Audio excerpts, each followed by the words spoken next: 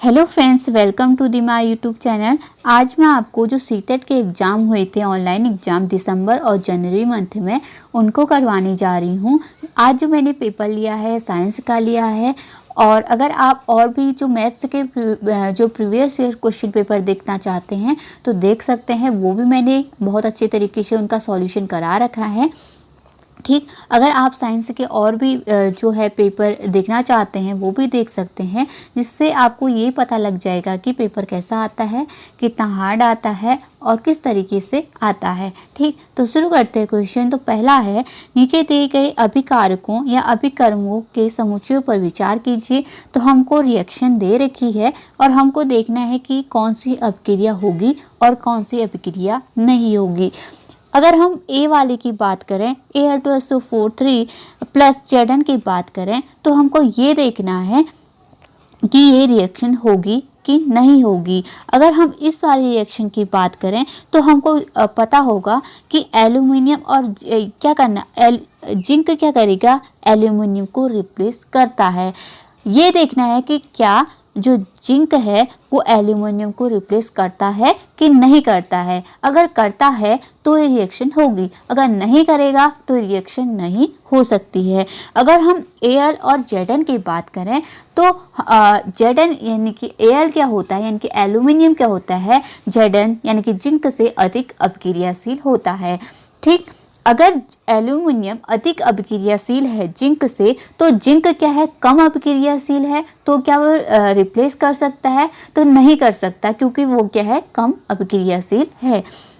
अगर हम सेकंड वाले की बात करें, Al, फिर Al को Al और Fe यानी कि Fe क्या Al को रिप्लेस कर सकता है, आयरन क्या एल्यूमिनियम को रिप्लेस कर सकता है? तो ये भी रिएक्शन नहीं हो सकती है, क्योंकि Al यानी कि एल्यूमिनियम अधिक अभिक्रियाशील होता है आयरन से। तो आयरन क्या है, कम अभिक्रियाशील है, जिससे वो एल्यूमिनियम को रिप्लेस नहीं कर सकता है। तो ये रिएक्शन भी नहीं हो सकती है।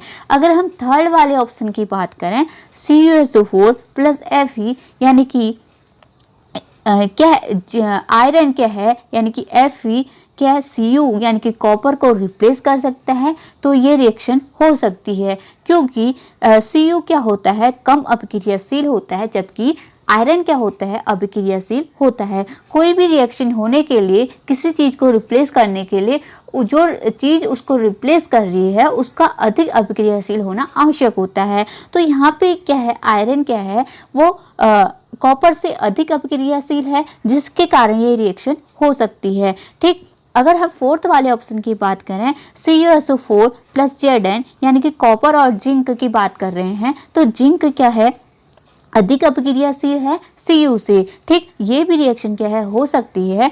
तो जिंक अधिक है, Cu क्या है, कम अभिक्रियाशील है। अगर हम NCERT की बात करें तो वहाँ पे हमको Zn, Cu और Fe वहाँ पे दिखाई देगा, यानी कि इन तीनों के बारे में ही बताया गया है। अगर हम इन तीनों के बारे में ही क्वेश्चन भी पूछे जाएंगे, क्योंकि NCERT क्लास 8 में यही तीनों चीज़ों के बारे में बताया गया है, तो इसी के बेस पर भी क्वेश्चन बनेंगे।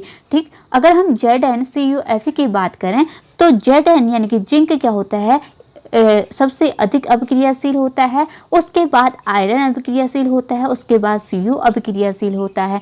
अगर हम बात करें Cu की यानी कि कॉपर की, क्या कॉपर जिंक और Fe यानी कि आयरन को रिप्लेस कर सकता है? तो नहीं कर सकता है, क्योंकि जो कॉपर क्या है, कम अभिक्रियाशील होता है, जबकि जिंक इन दोनों को रिप्लेस कर सकता है। ठीक, आप ये बात याद रखिएगा तो आपके क्वेश्चन ठीक हो जाएंगे। ठीक, अगला है क्वेश्चन है, तत्व X विद्युत का कुचालक है, ऑक्सीजन में जलकर एक गैस उत्पन्न करता है जो जल में घुलनशील है, और वह विलयन नीले लिटमस पेपर को लाल कर देता है। तत्व X क्या है, हमको X का पता करना है। अगर हमको जो हम पहली लाइन पढ़ें कि X विद्युत का कुचालक है, अगर कुचालक है यानी कि क्या है, वो विद्युत को कंडक्ट नहीं करता है, तो X क्या है, नॉन मेटल है। कहने का मतलब क्या है, नॉन मेटल है, यानी कि अधातु है। और क्या है ये क्योंकि धातु नहीं हो सकती, क्योंकि विद्युत का चालन नहीं कर रही है। पहली बात तो हमको पता लगी कि X जो होगा विद्युत का कुचालक होगा।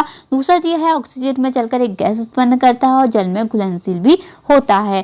थर्ड फैक्ट क्या दिया है, और यह विलयन नीले लिटमस पेपर को लाल कर देता है। अगर हम जो नीला लिटमस पेपर है उसकी बात, उसको लाल करने की बात करें कि कौन सा विलयन जो है नीले लिटमस पेपर को लाल कर देता है, तो ये क्या होना चाहिए, अम्ल होना चाहिए। अगर अम्ल होगा वो नीले जो लिटमस पेपर है उसको क्या करेगा, लाल कर देगा। ठीक,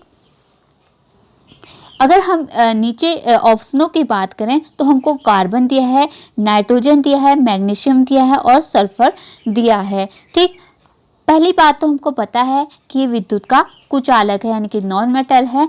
ठीक, दूसरी बात यह है कि यह विलयन जो नीला लिटमस पेपर है उसको लाल कर रहा है। तो हम अगर बात करें फोर्थ ऑप्शन की, तो फोर्थ ऑप्शन क्या देता है हमको, ये क्या है, एक नॉन मेटल भी है और ये क्या देता है, अम्ल भी देता है, यानी कि H2SO4 देता है। ये क्या है, एक अम्ल है। ये क्या करेगा, एसिड देगा और ये जो नीला लिटमस पेपर है उसको क्या कर देगा, लाल कर देगा। ठीक, ऑप्शन नंबर 4 क्या हो जाएगा, सही आंसर हो जाएगा। क्वेश्चन है, किसी भोजन के नमूने में प्रोटीन की उपस्थिति को जांचने के लिए डाले गए रसायन है। यानी कि अगर हमको पता करना है कि इस भोजन में क्या है, प्रोटीन उपस्थित है, तो हमको इसकी उपस्थिति का पता कैसे लगेगा।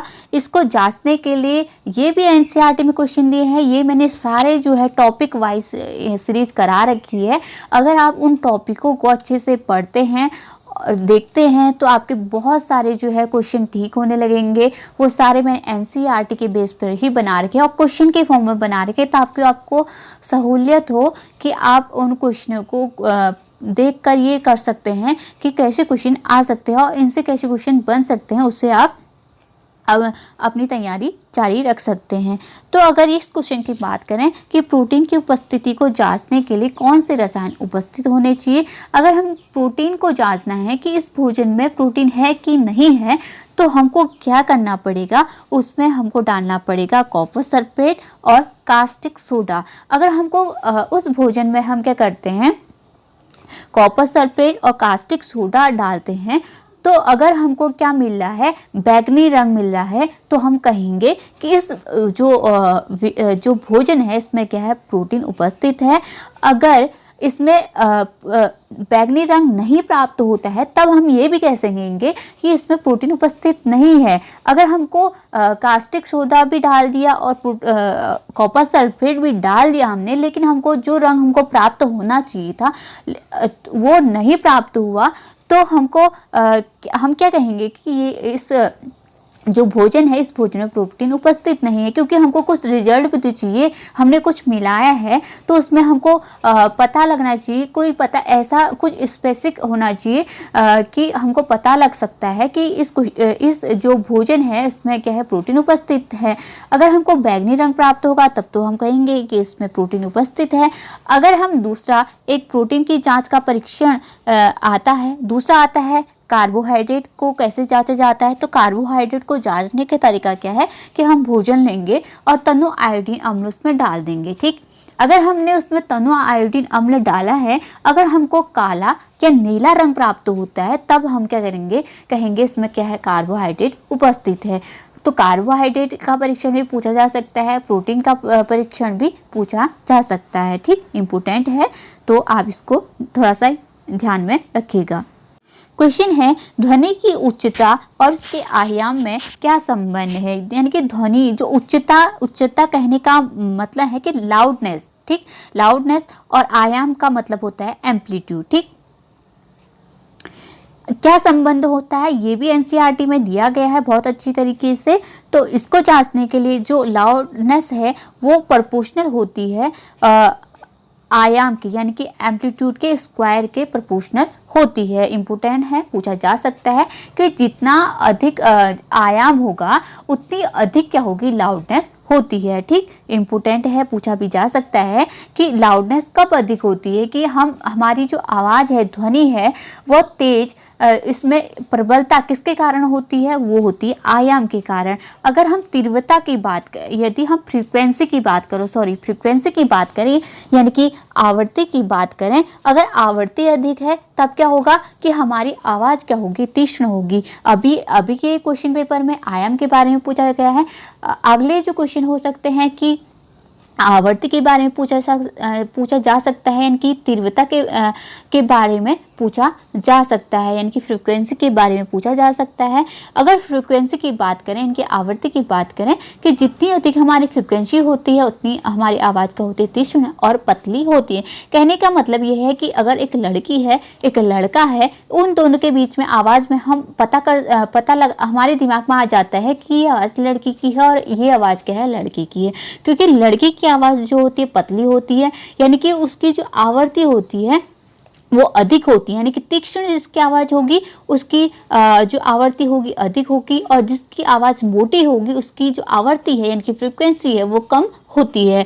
अगर आयाम की बात करें, जिसकी ध्वनि जितनी अधिक होगी तो उसका आयाम भी उतना अधिक होता है। ठीक, अगर हम नॉर्मल जो ध्वनि की बात करें, यानी कि शोर कब से कितने डेसिबल से शोर होना हमको महसूस होता है। अगर 80 डेसिबल से अधिक ध्वनि अगर कोई उत्पन्न कर रहा है तो वो किस श्रेणी में आता है, वो शोर की श्रेणी में आ जाता है। ठीक,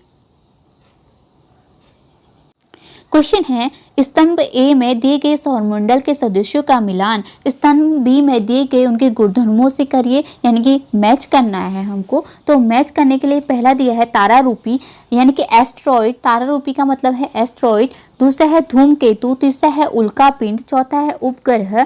ठीक, और इसमें 20 स्तंभ में के दिया है छोटे पिंड जो कभी कभी पृथ्वी के वायुमंडल में प्रवेश करते हैं। दूसरा है छोटे पिंड जो मंगल और बृहस्पति के बीच के स्थान में उपस्थित होते हैं। अगर हम तारारूपी यानी कि एस्ट्रॉइड की बात करें तो मंगल और बृहस्पति के बीच में कौन उपस्थित रहता है, तो ये रहता है। ठीक, तारारूपी यानी कि जो एस्ट्रॉइड है वो मंगल और बृहस्पति के बीच में उपस्थित रहते हैं। ठीक, दूसरा धूमकेतु की बात करें तो धूमकेतु जो होते हैं ये होते हैं फोर्थ वाला, यानी कि चमकदार और शीर्ष और लंबी पूंछ और आकाशीय पिंड कौन होते हैं, धूमकेतु होते हैं। अगर हम उल्का पिंड की बात करें तो उल्का पिंड के क्या होते हैं, छोटे पिंड जो कभी कभी पृथ्वी पर वायुमंडल में प्रवेश करते हैं। अगर उपग्रह की बात करें तो पिंड जो पृथ्वी के चारों ओर एक नज़दीकी दूरी पर चक्कर लगाते हैं। तो इनका जो मैच हो गया ये क्या हो गया, सही हो गया, यानी कि फर्स्ट का फोर्थ हो गया और सेकंड का क्या हो गया, धूमकेतु का फर्स्ट का कौन सा, ये थोड़ा सा मैच गलत हो गया शायद। तो एस्ट्रॉइड यानी कि एस्ट्रॉइड किसके बीच में हो गया, मंगल और बृहस्पति के बीच में।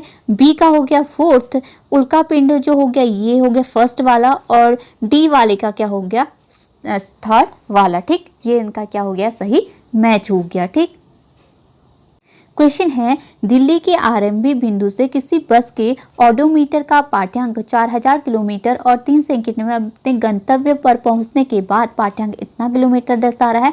तो बस की औसत चाल क्या होती है, चाल क्या होती है, दूरी बट्टे समय यानी कि डिस्टेंस अपॉन टाइम होता है। अगर हम ऑडोमीटर पहले जब प्रारंभ कर रहे हैं, अपनी जो गाड़ी है वो प्रारंभ हुई तो 4000 किलोमीटर दर्शा रही है, और जहाँ तक पहुँची उसने इतनी 4150 किलोमीटर पाठ्यांक दर्शाया, यानी कि इनके बीच में कितने किलोमीटर की दूरी आ गई, 150 किलोमीटर की, और घंटा कितना लगा, 3 का लगा। तो 3 पंचे 15 यानी कि 50 किलोमीटर प्रति घंटा इनकी क्या होगी, औसत चाल होगी। लेकिन हमको जो आंसर दिए हैं वो मीटर प्रति सेकंड में दिए हैं। मीटर 50 किलोमीटर प्रति सेकंड को मीटर प्रति सेकंड में बदलने के लिए 5/18 से क्या करना पड़ेगा, गुणा करना पड़ेगा। अगर हम इसको सॉल्व करते हैं तो ऑप्शन नंबर ए यानी कि 13.5 मीटर प्रति सेकंड इसका राइट आंसर आता है। ठीक, क्वेश्चन है विभिन्न जीव विभिन्न अंगों द्वारा श्वसन करते हैं। स्तंभ ए में दिए गए जीवों को स्तंभ बी में दिए गए श्वसन के अंगों से मिलाइए। मेढक पहला दिया है, दूसरा दिया है केचुआ, तीसरा दिया है तिलचट्टा, चौथा दिया है मछली। श्वसन अंग जो दिए हैं यानी कि रेस्पिरेशन जो रेस्पिरेशन ऑर्गन दिए हैं तो वो दिए हैं क्लोम, श्वास नली, गिरी, त्वचा और फेफड़े दिए हैं। ये ऑर्गन दे रखे हैं, यानी कि रेस्पिरेशन ऑर्गन दे रखे हैं, ये हमको जीवों के नाम दे रखे हैं। तो अगर हम मेढक की बात करें कि मेढक किससे श्वसन करता है, तो मेढक जो करता है उसमें फेफड़े पाए जाते हैं। अगर ये भी क्वेश्चन बन सकता है कि मेढक में जो होते हैं तीन जोड़ी जो होते हैं, तीन जोड़ी, थोड़ा सा मैं अभी स्किप कर रही हूँ कि मेढक जो होते हैं वो लेते हैं फेफड़ों से सांस लेते हैं, यानी कि श्वसन, इनका श्वसन अंग क्या हो गया, फोर्थ वाला हो गया ए का। अगर केचुए की बात करें तो वो अपनी गीली त्वचा से ही जो होते हैं सांस लेते हैं, तो केचुए का हो गया थर्ड वाला ऑप्शन। अगर हम तिलचट्टा की बात करें वो किससे लेता है, श्वास नली से लेता है। अगर मछली की बात करें तो क्लोम से लेता है, ये आप लोग सब जानते होंगे। तो ए का क्या हो गया, फोर्थ हो गया, तो ए का फोर्थ, यानी कि ऑप्शन नंबर ए क्या हो जाएगा, सिर्फ इसी में दिख रहा है तो ऑप्शन नंबर ए क्या हो जाएगा, इसका राइट आंसर हो जाएगा। क्वेश्चन है, ऊँटों को रेगिस्तान की परिस्थितियों में जीवित रहने के लिए निम्न में से कौन अनुकूलन मदद करता है। उनकी लंबी टांगें होती है, या वे बहुत मूत्र त्याग करते हैं, या वे बहुत पसीना बहाते हैं, या उनकी जो लीद होती है आर्द्र होती है। तो अगर हम ऊँटों की बात करें तो रेगिस्तान में जीवित रहने के लिए उनको अनुकूलन में मदद कौन करता है, वो करता है उनकी लंबी टांगें। तो ऑप्शन नंबर ए क्या हो जाएगा, राइट आंसर हो जाएगा। क्वेश्चन है, स्तंभ ए में दिए गए ग्रंथियों के नाम का मिलान उनके अनियमित रूप से कार्य करने के कारण उत्पन्न होने वाली परिस्थितियों से कीजिए।